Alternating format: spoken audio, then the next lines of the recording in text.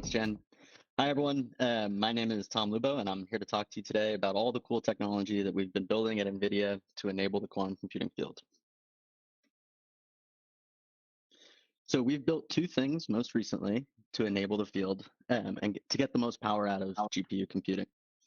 Emulating quantum computers is critical to enable us to design quantum algorithms and the quantum computers needed to achieve quantum advantage. And QQuantum is designed to enable all simulators to answer those questions by providing scale, speed, and GPU access more easily.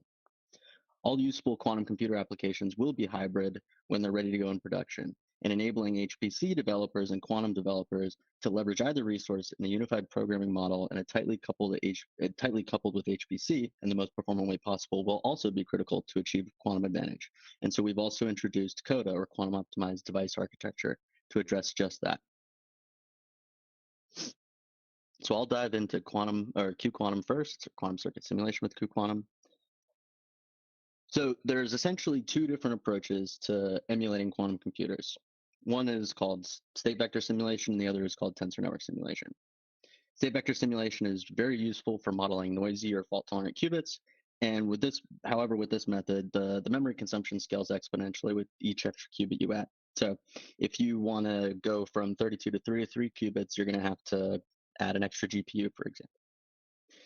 Tensor network methods are useful for simulating very wide quantum circuits. And with this method, you're limited only by the size of the intermediate tensor that you can hold within memory. So you can simulate hundreds or thousands or tens of thousands of qubits on supercomputers, albeit at the expense of depth. Since GPUs are essentially flop workhorses that excel at linear algebra, they're excellent for both approaches.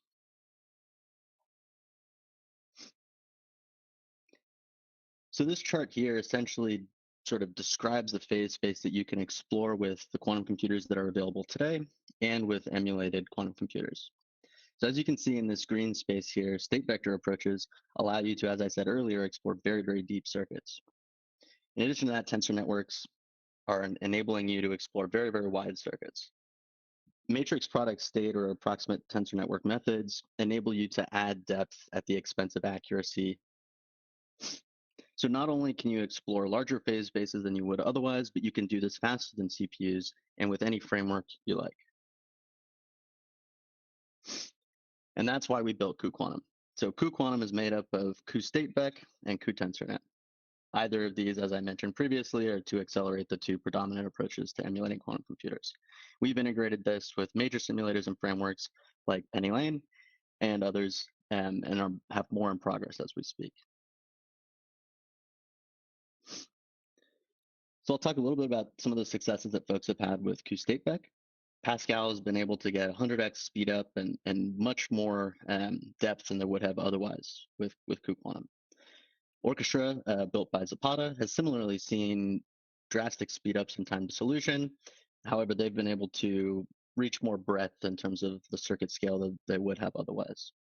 And probably most impressively, AWS and PennyLane on Bracket has had drastic speed ups, enabling much, much faster time to solution. And while GPU instances are more expensive than CPU alternatives, this faster time to solution actually translates to cost savings.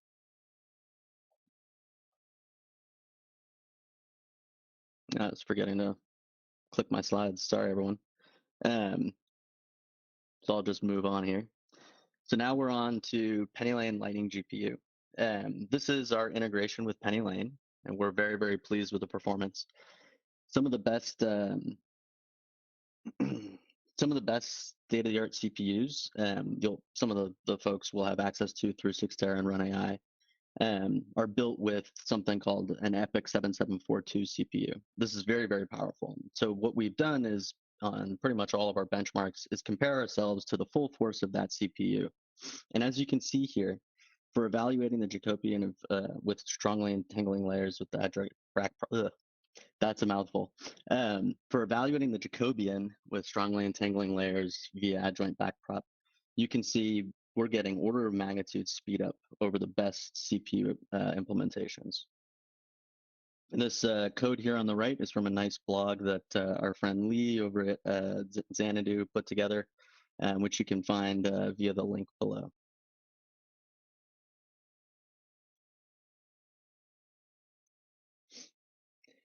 So I'll talk a little bit about the QQuantum appliance. This is our Docker image package solution, which comes pre-integrated with Circ and Qiskit, in addition to some additional optimizations that we've put together. So if you're a fan of either of these two frameworks, you can get drastic speedups with both of these approaches. And we support multi-GPU for Circ and multi-GPU and multi-node with Qiskit.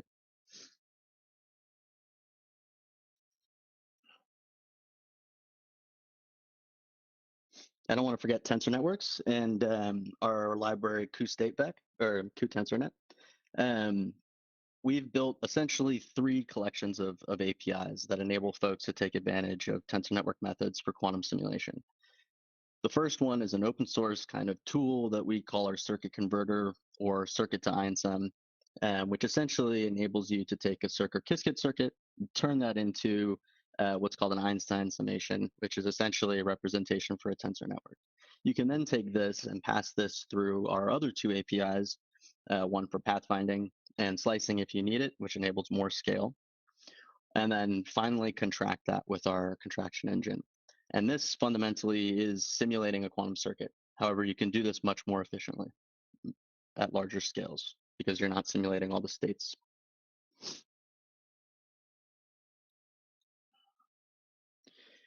One of the great things about QTensorNet is that it enables you to explore really, really wide problems. We've introduced APIs to enable easily scaling to large systems like supercomputers such as Selene, ABCI, Perlmutter at NERSC, and others. And with these large supercomputers, we've been able to solve very, very large and complex max cut problems, for example. One of the most impressive results was solving a 10,000 vertex problem with multi-basis encoding, or around 5,000 qubits to 93% accuracy.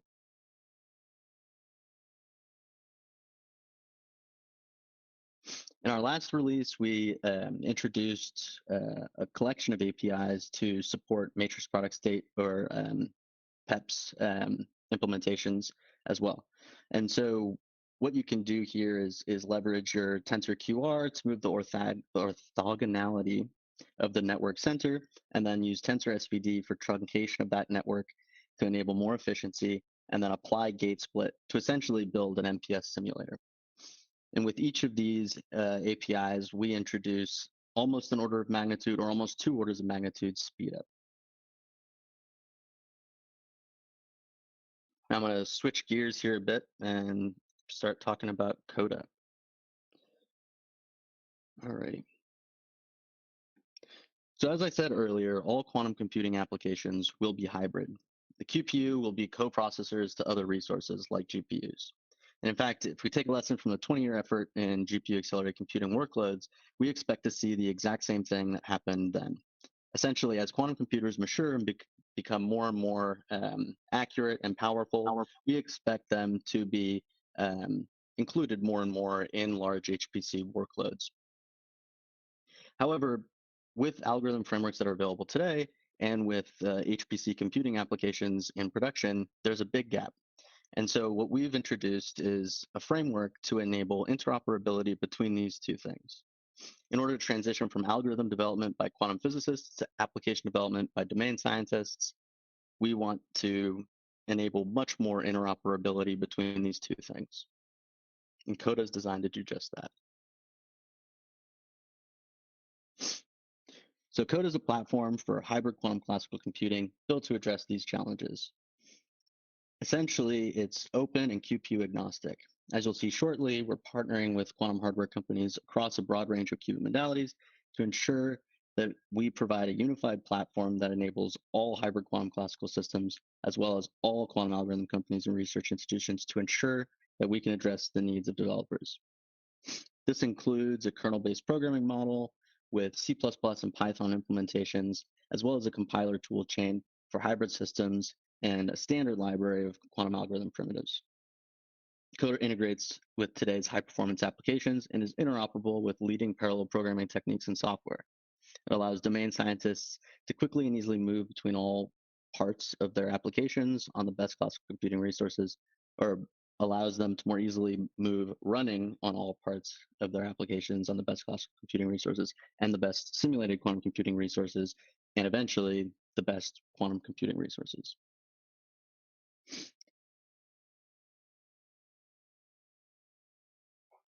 So as I said before, we're partnering with a wide range of folks in the field to enable all of the things that I've mentioned.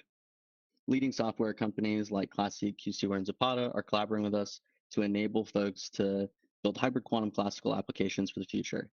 We've also partnered with Microsoft and are working to deploy a Coda development environment on Azure Quantum. In addition to this, we're partnering with QPU providers like Xanadu and others to enable our compiler to talk to all the different qubit modalities that are out there. This list is not all inclusive and is constantly changing. Hopefully in the next couple months, we'll be able to talk more about that. In addition to this, I should also mention that we're working with large centers like Jülich, NERSC, ORNL, and Riken to deploy these things on supercomputing clusters around the world to enable thousands of scientific computing developers to take advantage of quantum computing. So one of the kind of key one of the key design principles of CODA is interoperability with the scientific computing applications and programming models that are leveraged in HPC and in production today.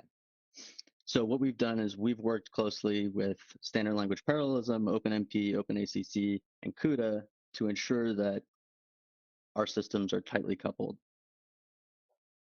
And in fact, on the next slide, I'll show you what this looks like in practice. So here's some syntax which represents the kite algorithm or quantum imaginary time evolution. And so essentially what we're doing is trying to find the ground state of a specific Hamiltonian as we evolve this through time. This algorithm is very much hybrid. And so parts of this workflow are best implemented on a quantum computer and parts are better for GPUs. So each iteration, we're essentially executing on the QPU, and then that's the tomography step listed up here at the top. So we're basically computing expectation values of a set of Pauli spin-ups, and then we're going to use that input to a Q solver, linear system solver, the results of which then feed back into the same algorithm. So now that we've seen some code, let's talk about performance. Code is designed from the ground up for high-performance hybrid computing, whether with emulated or physical quantum processors. Here we're looking at preliminary performance results of a CODA implementation of the VQE running on an A100 compared to Qiskit running on that same A100. So we have a GPU to GPU comparison here to pull out the performance benefit of the CODA software stack. And as you can see, as you scale up, the performance advantage compounds.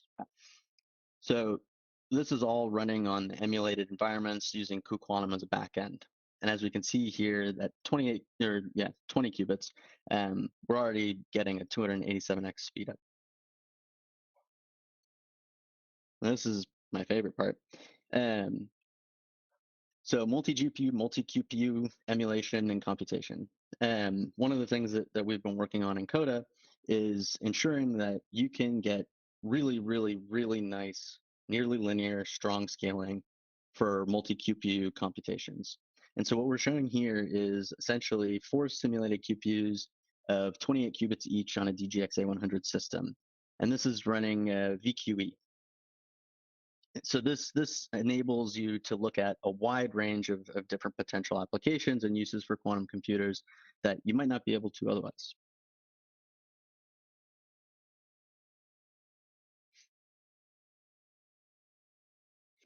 Alrighty. And so this is the first public result of leveraging a quantum computer with CODA. We ran VQE on Quantinuum's H1 processor. And as you can see here, we're solving a hydrogen chain. And as you can see here, we ran this on cuQuantum and Quantinuum with just one flag change, same code. And so as you're able to see, this could enable really, really quick iterations between your simulated research and executing on real processors so that you can figure out kind of how to better design your algorithms for that QPU. Alrighty. So I went through that really, really quickly, but we'll be available for questions later. And now I'm going to hand it over to my friend from Run AI, who can take a stab at showing you guys how to access the systems that we have ready for you. Yes. Thanks a lot for that, Tom. So for this challenge, there'll be a couple of DGXs available. You heard Tom mention DGX A100 a couple of times. Well, we have 3 of those with 8 A100s each, spread it across the world. There's one in London, there's one in Toronto, and there's one in Dallas. And we're using Run AI, which is our AI computing platform, on top of that to make sure that everybody can access it from like one unified user interface and have the same experience, and basically make it very, very simple for you to access those GPUs that you require during the challenge. So on the next slide, I'll actually guide you a little bit through what our platform does. So basically, Run AI is an AI computing platform, but one of the key things that we do is GPU orchestration. So making sure that end users or practitioners can get access to GPUs in a very easy self-service way. We'll do that by basically taking all of the compute that's available in those DGXs, adding them into one virtual pool of resources, and add our layer of workload orchestration on top of this. And this makes it so that everybody can access one simple UI, simply execute a job or open a workspace or run a deployment, and I'm using a lot of AI terms because we're basically built for like AI compute, but we can definitely be running quantum computing or these kinds of workloads as well. But basically what we need to do, or what we do, is give you that central layer where you can access those resources. Now, of course, the ones managing the platform, so these DGXs are actually managed by Sixtera, and we give them all the tools to actually see if the platform is performing like it should, if everybody's getting the resources they need. They can set up all the users and teams specifically for this QHack, and that's basically what we delivered for you guys, and that's up and running right now. Now I'll do a little demo by PowerPoint because that one never fails. The real environment might look a little bit different by now, but you'll get all the instructions you need to access the GPUs. I'm pretty sure Tom has been working on that a lot over the past couple of days, but I'll guide you a little bit and make you familiar with what the platform looks like. So in the first slide of the virtual demo, you'll see the link how you can access the platform. So it's sixtera.run.ai, and that will give you a username and password prompt. You enter the details that you were getting, and the first thing you'll see is this dashboards that show you exactly what's available on the cluster right now, who's using what, basically giving you some insight into how that cluster is performing. And that could be the cluster in London, depending on where you are in the world. Now, as soon as you want to actually get access to those compute resources, you take the next step and you click on the left menu and you'll see jobs. And as soon as you've clicked jobs, there's a couple of things you can do there. And that's what you can see in the next slide. First thing you can do is you can execute a new job. Job could be an interactive session that will start up a Jupyter notebook somewhere that you can access, and you can install all the prerequisites that you need for this challenge, and you can get going. So if you click one time, Tom, it will show you the arrow exactly of where you can execute this new job. As soon as this job is up and running, you'll see it in the list. That's the next click of this slide. Sorry, I added so many animations into it. So if you click again, that means you can click the job that's running. And as soon as you've done that, you'll see a menu pop up in the top right of the screen. And that also shows you a connect button. As soon as you click that, it will automatically take you to, for example, a Jupyter notebook where you can access and run and install your prerequisites all together. Now, luckily, like I said, Tom has written a manual that takes you through all these steps. We at Run AI simply gave you this nice looking UI and the ability to access all those clusters across the world in a very simple way so that you can actually work on that challenge. So good luck, everyone. And I'm pretty sure Tom now has a nice summary slide to take you through all that we discussed right now. Awesome. Thank you. So yeah, just a little bit of a review. You can get started today with cuQuantum. That's publicly available if you have access to NVIDIA GPUs. That's free. This is also pre-installed on the 6-area clusters, and we've deployed our Quantum appliance in addition to building an environment specifically for the Penny Lane Lightning GPU. So you'll be able to leverage all three frameworks kind of out of the box via running on 6-area. The top 36 teams will get access to the private beta of quantum optimized device architecture. So you'll be among the first people in the world to actually get to play with what we've been working on. We hope to open source this in about a month and a half or so. But until then, you'll be a part of a small group of people who have been able to play with this software. So that'll be fun. And we're excited to see what you can do with it. Alrighty. Other things, find us in our Discord channel, the hashtag NVIDIA 6-area Run AI. And we've got a bunch of folks in there from all three of us who will be helping support the event. And we'll have folks who will be in there kind of daily, except weekends, at 9 a.m. Pacific, 9 a.m. Central European Time, and 10 a.m. India Standard Time. We also have a couple folks in the Singapore area who will be intermittently throughout the chat as well. So feel free to ask us questions inside or outside of those times, but we'll be responding during those time frames. Other than that, we're very excited to see what everyone does with the really awesome technology that we've all put together, and looking forward to hearing about it. Absolutely.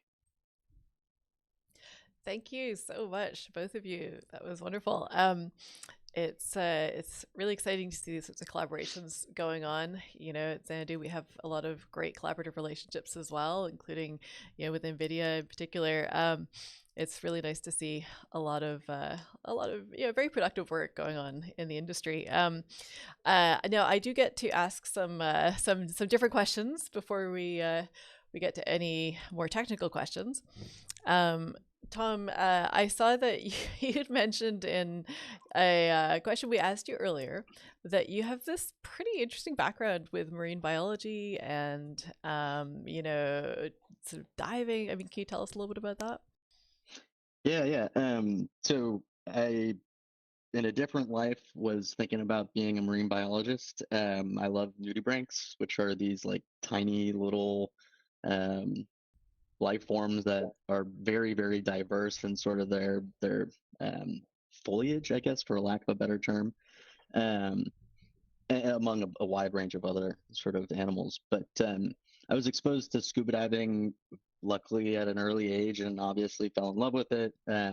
Seeing another world and basically feeling like you're weightless in space and kind of cruising around and getting to look at different stuff is really, really fun.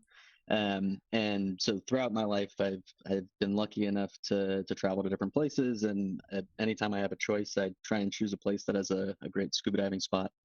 And so I'm actually a certified rescue scuba diver, and I've never had to rescue anyone, but I had a friend who basically got tangled up in a kelp forest, and like couldn't uncut himself. So basically the octopus, the thing that connects with your tank that enables you to breathe, got tangled up in this kelp.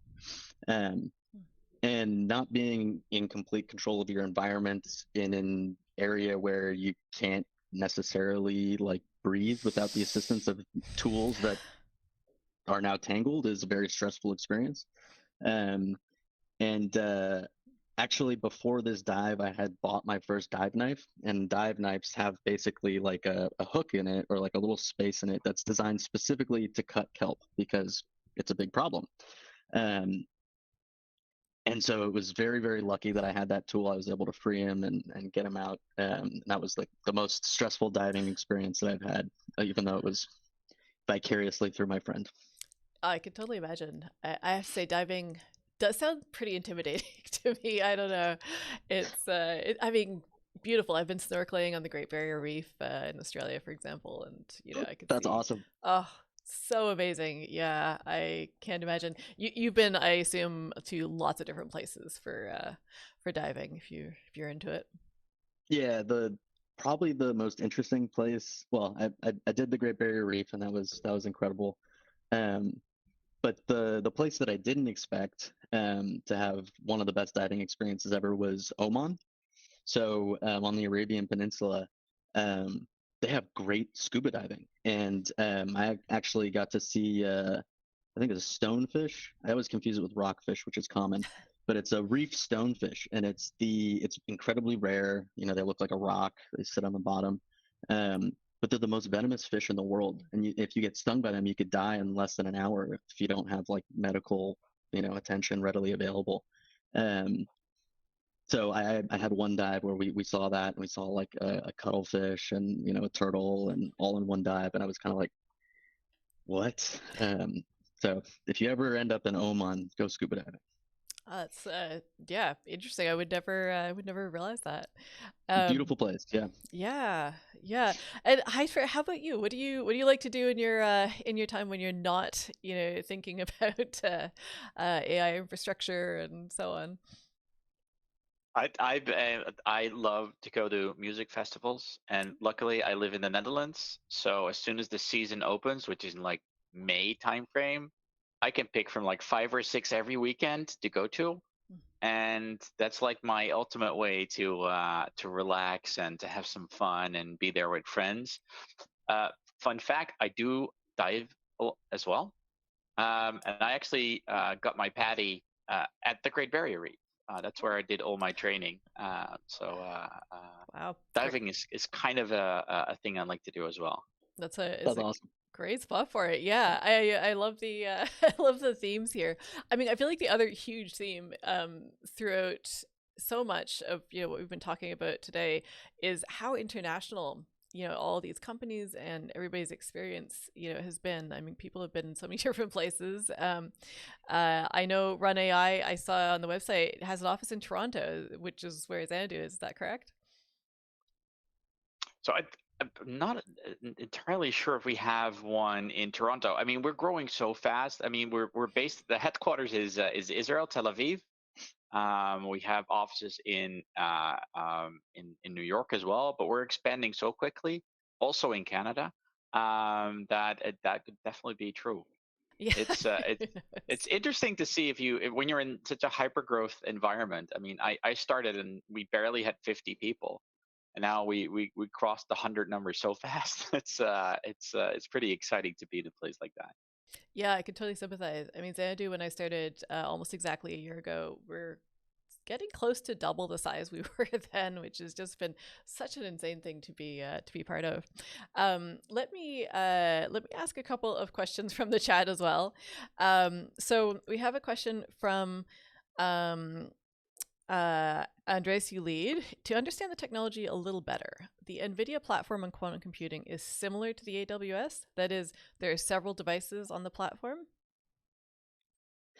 So this is a really good question. So no, we do not have a standard cloud offering like Bracket. Essentially, what we consider our platform to be is our compute GPU workhorses, and then our software stack on top of that. So we don't have a cloud service, and what we've done here in order to enable folks to access our systems through the cloud is work with Run AI and Sixtera, who hosts those, so that you will get a similar cloud-like experience. But you don't need to run on the cloud to take advantage of our technology. If, for example, you have a 30 series GPU on your local desktop for gaming, you could also take advantage of our systems.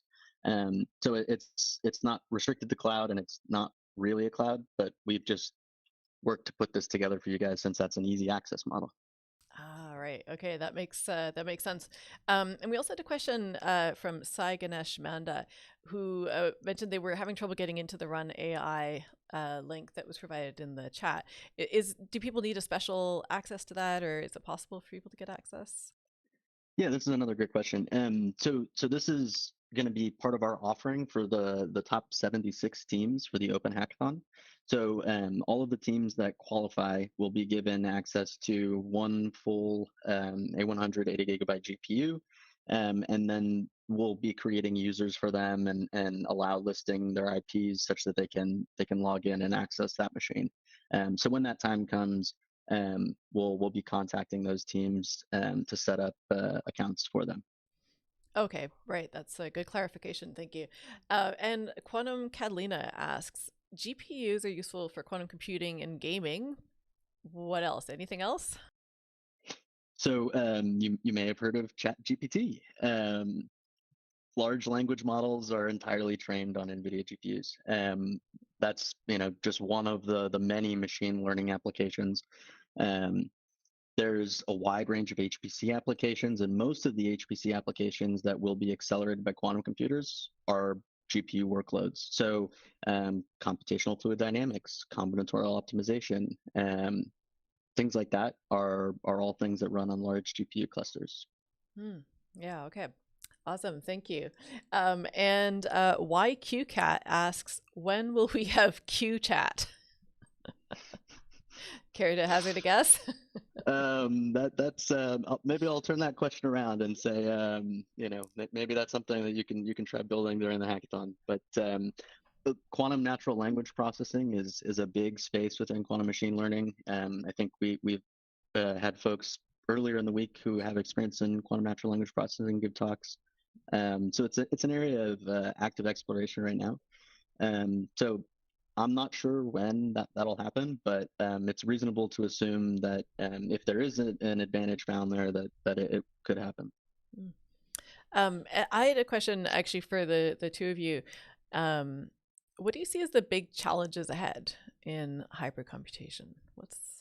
What's coming? What are we going to be tripping over or trying to solve in the next few years? This is a great question. I think obviously to get to useful quantum computation, there's a lot of different things that we need to figure out. But to build a tightly coupled hybrid quantum classical environment that could really go after quantum advantage, we're going to need a few different things. We're going to need a compiler tool chain like Coda that will enable you to target both devices. We're going to need tightly coupled, like physical coupling between GPUs and quantum computers. So there will be a bunch of work that needs to be done on interconnects and things, because if you're going for advantage, low latency is a must, right? So figuring out how we deploy these QPUs next to classical resources in the most performant fashion is, I think, the big thing that folks are trying to figure out now. There are a lot of supercomputing centers that have purchased QPUs and are standing up teams specifically to figure out how to answer that problem and to build the skills needed to answer those problems as the field continues to mature and deploy more QPUs into HPC and supercomputing centers.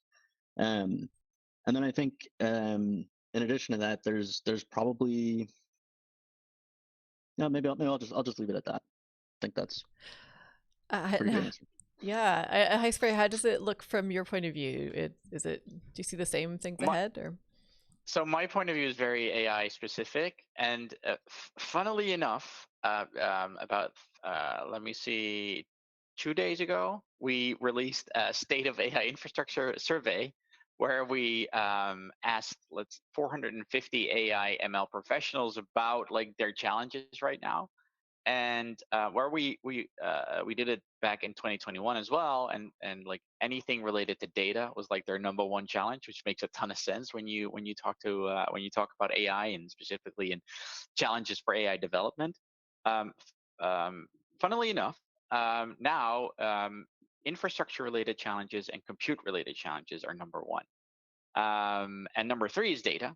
Now, I think maybe ask me next year, and we're going to do the same survey again next year. It may be data again, but I think those will be the biggest challenges ahead, because one is you need, the more data you get, the more compute you need to actually process it.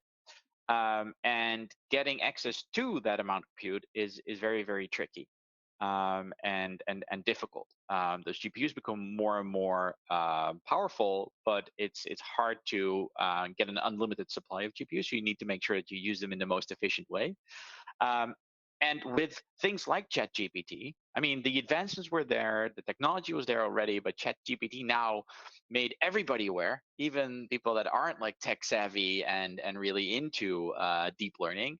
But now everybody knows about it. So you see a lot of organizations jump on it and starting projects there as well. And then they get confronted with, one, the challenges of those the compute challenges, getting access to the right amount of compute, but also the challenges around the, dare I say, messy landscape of different tools and platforms and solutions that you can use to build models, to train models, and to get it into production. And I think in the next couple of years, there's going to be more complexity. It's not going to consolidate anytime soon. So the biggest challenge that I see is building the right AI stack, or let's say the infrastructure stack for your needs. That includes those hardware resources, that includes a layer that optimizes access to it, and that includes all the tools that you need, whichever one of the 968,000 tools that are out there, whatever fits your needs. But I think that's going to be the biggest challenge. Is 968,000 the actual number? No, I think it's around 800, 900. But ask me again next week. It's probably 1,000. Yeah, no, I could totally see that. And of course, then we get to bring quantum into the mix, and it gets even more complex, right? Yeah. We do have a question again from Andres Ulid. Today there are quantum processors in the future. No, today there were quantum processors. In the future, will there be specifically designed quantum GPU integrated into these processors? That's a really interesting question. I think that one of the challenges for tightly coupling GPUs next to QPUs is the fact that GPUs generate a lot of heat. So that thermal radiation, depending upon the qubit architecture, could be disastrous. So there may be qubit modalities where that makes more sense to be that close in terms of like the stack, but for others, it will probably make sense for the foreseeable future to have these things tightly coupled, for example, with superconducting or anything that's cooled outside of a fridge. In terms of tightly coupling things with, like, say, photonics or ions, I think that there's probably some open questions that need to be answered as to like where the most useful kind of coupling would be. But yeah, I think maybe at some point in the future, who knows? Who knows what could happen? If we completely solve a lot of these things, we have room temperature quantum computers that are not susceptible to thermal radiation, then that's certainly something that could happen. But I suspect that first folks will be coupling these things via Ethernet, and then maybe there'll be PCIe or more kind of card interconnects. Maybe that's talking to the control stack, and maybe it's co-located right next to each other, one rack talking to the next rack. But we saw with GPU computing that as GPUs matured through time, these things were used more and more, and so I think that we'll have a lot to learn over the next couple of years to figure out kind of what that should look like. Maybe what it should look like today is not what it should look like tomorrow. Sorry, that's like a non-answer. But... Well, it's pretty hard to answer these questions. It's funny, I mean, when I started back in this field back in the early 2000s, people would say to me when they heard what I was doing, they'd say, well, when are we going to have a quantum computer in our laptops? And we just like laughed derisively, like obviously like never, but here we are not that long, ahead, and we're seriously talking about these things. So, yeah. I'm looking forward to my quantum laptop. Yeah, me too. I feel like it would be a good one day. A final sort of conclusion to a long history. Well, listen, thank you both so much for being here. NVIDIA, Run AI and Sixera, all together, you're providing some awesome stuff for QHack this year. There's going to be some really fantastic prizes and some great power-ups. So for folks who are listening or watching in the stream, don't forget to fill in our form to be eligible for the power-ups, and you don't want to miss out on those. And also check out our job board on QHack.ai. There's some great jobs going at NVIDIA, and Run AI also hiring at the moment, Gijsbert? Fantastic. Absolutely. I'm Yep. looking for a product marketing manager. Oh, okay. All right. One product marketing manager coming up then. So yes, so be sure to check those out, and also join us on Discord, the Discord server afterwards for any follow-up questions. You know, if you want to get into the details of how these power-ups are going to work or any other questions like that, this is a great moment for it. So thank you both Tom and Gijsbert so much for joining us. I will say goodbye to you now. Thank you for being here. Thank you for Thanks for having having us.